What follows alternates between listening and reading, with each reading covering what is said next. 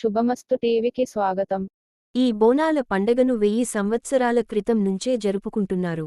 కాకతీయ రాజులలో ఒకరైన ప్రతాపరుద్రుడు గోల్కొండలోని శ్రీ జగదాంబిక ఆలయంలో బోనాల సమయంలో ప్రత్యేక పూజలు చేసినట్లు పెద్దలు చెబుతారు.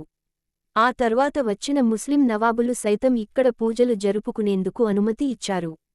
హైదరాబాదులోని జగదాంబిక అమ్మవారి ఆలయం అతి పురాతనమైందిగా ప్రసిద్ధిగాంచింది. అందుకే ఇక్కడే తొలి బోనాన్ని ప్రారంభిస్తారు. రెండో బోనం బల్కంపేట రేణుక ఎల్లమ్మ గుడిలో, మూడో బోనం సికింద్రాబాదులోని ఉజ్జయిని మహంకాళి ఆలయంలో ఎత్తుతారు. సికింద్రాబాదులోని ఉజ్జయిని మహంకాళి ఆలయానికి ఓ చరిత్ర ఉంది.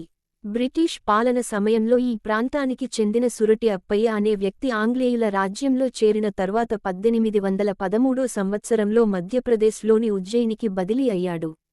ఆ సమయంలో భాగ్యనగరంలో ప్లేగు వ్యాధి సోకి కొన్ని వేల మంది చనిపోయారు.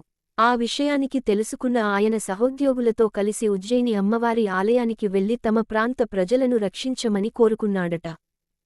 అక్కడ ఆ వ్యాధి తగ్గితే ఆ ప్రాంతంలో ఉజ్జయిని అమ్మవారికి ఆలయం కట్టిస్తానని మొక్కుకున్నారు. ఆ క్షణం నుంచి ఆ వ్యాధి తగ్గిపోయిందట. ఆ తర్వాత 1815లో తను నగరానికి తిరిగొచ్చే అమ్మవారి విగ్రహాన్ని ప్రతిష్ఠించి ఆలయ నిర్మాణాన్ని దగ్గరుండి పూర్తి చేయించారు. అప్పటినుంచి ప్రతి సంవత్సరం ఆషాఢ్ మాసంలో బోనాల పండుగ ఘనంగా జరుగుతోంది. బోనాల జాతరలో చివరి రోజు ఓ మహిళ వచ్చి మట్టికుండ మీద నిలబడి భవిష్యవాణి చెబుతుంది. దీన్నే రంగం అంటారు. చివర్లో అంటే జులై 16వ తేదీన అమ్మవారి విగ్రహాన్ని ఏనుగు మీద ఊరేగింపుగా తీసుకెళ్లి మూసీ నదిలో నిమజ్జనం చేస్తారు. దీంతో బోనాల సంబురాలు ముగుస్తాయి. వీడియో నచ్చితే లైక్, షేర్ అండ్ సబ్స్క్రైబ్ చేయొచ్చు కదా.